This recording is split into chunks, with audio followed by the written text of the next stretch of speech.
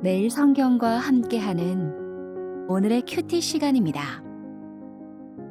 7월 28일 오늘의 말씀은 요한계시록 18장 9절에서 19절입니다.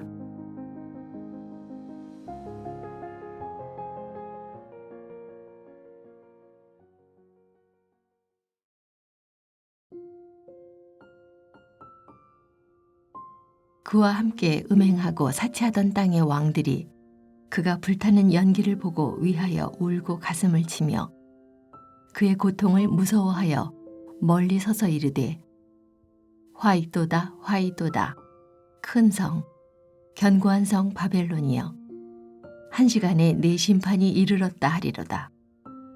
땅의 상인들이 그를 위하여 울고 애통하는 것은 다시 그들의 상품을 사는 자가 없음이라. 그 상품은 금과 은과 보석과 진주와 세마포와 자주 옷감과 비단과 붉은 옷감이요 각종 향목과 각종 상아 그릇이요 값진 나무와 구리와 철과 대리석으로 만든 각종 그릇이요 계피와 향료와 향과 향유와 유향과 포도주와 감람유와 고운 밀가루와 밀이요 소와 양과 말과 수레와 종들과 사람의 영혼들이라.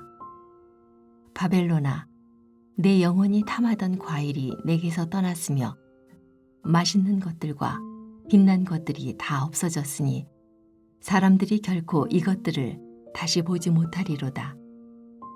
바벨론으로 말미암아 지부한 이 상품의 상인들이 그의 고통을 무서워하여 멀리 서서 울고 애통하여 이르되 화이또다 화이또다 큰 성이여 세마포 옷과 자주 옷과 붉은 옷을 입고 금과 보석과 진주로 꾸민 것인데 그러한 부가 한 시간에 망하였도다.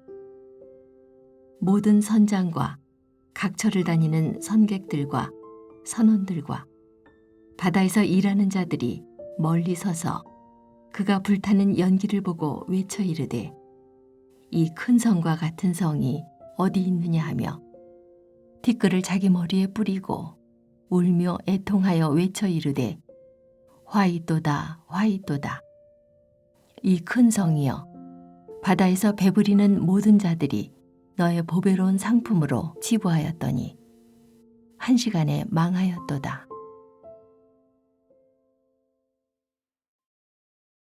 (7월 28일) 월요일 말씀은 요한계시록 18장 9절에서 19절까지의 말씀입니다. 요한계시록 18장 9절에서 19절은 바벨론의 멸망에 대한 반응을 다룹니다. 이 반응들은 오늘 본문에서는 애통과 탄식의 모습으로 그려집니다. 오늘 본문을 잘 묵상하고 우리 삶에 연결시키기 위해서 먼저 그 탄식과 애통의 반응을 하는 사람들이 누구인지 알아야 합니다. 그런 다음 그들이 바벨론과 어떤 관계 속에 있었던지를 또 잘 파악하는 것도 중요합니다. 마지막으로 그들 속에서 우리의 모습을 찾을 수 있다면 가장 좋을 것입니다. 그들은 세 부류로 나눌 수 있습니다. 9절과 10절의 땅의 왕들입니다. 두 번째는 11절에서 17절 상반절에 해당하는 상인들입니다. 마지막 세 번째는 17절 하반절부터 19절까지의 성객들과 선원들입니다. 이들은 모두 제국의 탐욕과 깊게 연관되어 있습니다. 요한계시록 저자는 이들의 애곡함을 통해 바벨론의 경제적, 정치적 영향력이 얼마나 컸는지 알려주고 그 크기만큼 붕괴의 충격도 컸음을 보여줍니다. 그래서 세 그룹은 모두 동일하게 울고 가슴을 친다, 울고 애통한다, 울며 애통하며 외친다라는 표현이 평행하게 등장하는 것이 그 특징입니다. 이 장면 역시 구약의 선지서들, 특히 해상무역으로 부를 쌓아 올렸다가 몰락한 두로에 대한 신탁이 담긴 이사야 23장과 에스겔 26장에서 28장, 그리고 예레미야 50에서 51장에 걸친 바벨론 심판 내용이 원용이고 오마주입니다. 9절에서 10절, 땅의 왕들은 음행과 사치로 바벨론과 공모한 자들입니다.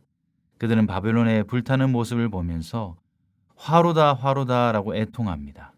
이는 바벨론의 체제를 정치적으로 떠받들고 유지한 이들이 누구인지 쉽게 짐작할 수 있게 합니다. 땅의 왕들이란 모든 정치 권력의 상층부에 있는 사람들입니다. 10절 마지막에 크고 견고한 성이 1시간의 심판에 이르렀다라는 표현은 그들의 정치 권력도 어찌할 수 없을 정도로 바벨론의 심판은 갑작스러웠고 불가역적인 하나님의 심판이었음을 알게 해줍니다. 11절부터 17절 상반절에 등장하는 상인들의 애통의 분량은 유난히 길게 차지합니다. 이것은 제국의 경제적 수탈을 조명하고 싶은 저자의 의도입니다. 경제적 이해관계에 따라 바벨론과 연합했던 이들은 더 이상 상품을 팔 수 없게 되어 크게 애통합니다. 본문에 언급된 상품 목록은 당시 로마의 부유함과 사치를 상징하며 노예와 사람의 영혼까지도 거래되는 야만의 현실을 폭로하고 있습니다. 이는 사치와 착취로 세워진 제국의 불의함과 탐욕에 대한 고발입니다. 겉으로는 최상의 문화를 자랑하는 것 같지만 속으로는 그 어떤 것보다 야만성을 가진 상류층에 대한 고발이기도 합니다. 마지막 17절 이하의 해상무역에 종사했던 이들도 바벨론의 파멸을 보고 티끌을 자기 머리에 뿌리며 통곡합니다. 여기서도 반복되는 탄식, 화로다는 이 세력들의 바벨론 의존도를 드러냅니다. 중요한 것은 그들의 통곡은 자기 손해에 대한 슬픔이지 바벨론의 죄악에 대한 회개가 아니라는 겁니다. 오늘 본문은 세상의 경제 질서와 정치 체계가 어떻게 거대한 우상으로 기능할 수 있는지를 보여줍니다. 그리고 그것이 무너질 때 세상은 상실감에 빠지지만 오히려 하나님은 그 무너짐을 정의의 승리로 선언하신다는 겁니다. 바벨론은 하루아침에 모든 것이 무너집니다. 연기 속에 사라진 그 도시는 단순한 건물이 아니라 수많은 왕과 상인과 선장들의 욕망과 탐욕의 결정체였습니다. 사람들은 무너진 도시를 바라보며 눈물을 흘리지만 그들의 눈물은 정의에 대한 회개가 아니라 잃어버린 이익에 대한 슬픔입니다. 요한계시록 18장은 오늘날 자본주의의 문명, 소비사회, 정치 권력에 대한 그리스도인들의 깊은 성찰을 요구합니다. 그렇기 때문에 요한계시록의 묵시적 환상을 영적인 표식과 영적인 판타지로 읽을 수 없습니다. 그 어떤 것보다도 현실적이고 실제적인 책이라 할 수 있습니다.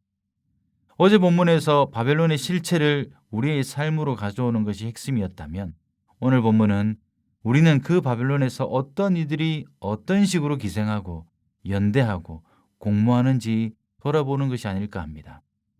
우리는 무엇에 감탄하고 무엇에 기대고 무엇에 무너지면 애국합니까? 세상이 자랑하는 번영이 한순간에 무너질 수 있다는 오늘 본문의 선언은 성도의 가치 기준이 어디에 있는지 날카롭게 묻습니다. 본문의 슬픔은 회개의 눈물이 아니라 자기중심적인 상실의 통곡이었습니다. 오늘날 바벨론과 함께 왕이 되고 함께 부유해지고 함께 즐기는 사람들은 누구입니까? 교회가 선지자적 목소리를 내야 하는 대상이 있다면 바로 그들입니다. 특별히 경제적 착취는 바벨론 음녀의 사생아와 같습니다. 모든 제국들이 그 길을 걸어왔습니다. 그래서 제국이 주는 번영에 쉽게 현혹되지 말아야 합니다. 언제나 번영의 환호는 우리가 들어야 하는 소리를 묻어버리기 쉽습니다. 번영의 뒤안길에서 착취당하는 이들의 울음소리가 환호 소리에 의해서 음소거되기 때문입니다. 교회는 그들의 소리를 증폭시키는 앰프 역할을 해야 하지 않겠습니까? 그렇게 오늘 본문의 이들처럼 멀리서 바라만 보고 슬퍼하는 자리에 앉지 않아야 합니다. 바벨론의 부와 번영에 편취했던 이들 역시 놀랍게도 공동체고 연합체였습니다. 그들의 연합은 불의한 편익을 위한 것이었지만 교회의 연대, 성도의 연합은 그 반대가 되어야 되지 않겠습니까? 이 묵시는 오늘 우리에게도 강하게 묻습니다. 당신이 진정 사랑하는 도시는 어디입니까? 하나님 나라입니까? 아니면 바벨론입니까? 우리가 애곡해야 할 것은 무너지는 세상이 아니라 세상의 부와 권력의 마음을 뺏긴 우리의 영혼일 수 있습니다. 함께 기도하겠습니다. 주님, 저희들에게 경제적 번영과 부의 축척이 바벨론의 체제와 연관이 있다는 말씀은 우리를 불편하게 합니다. 우리 역시 경제지표와 성과에 따라 탄식하고 환희하는 이들이 아닙니까?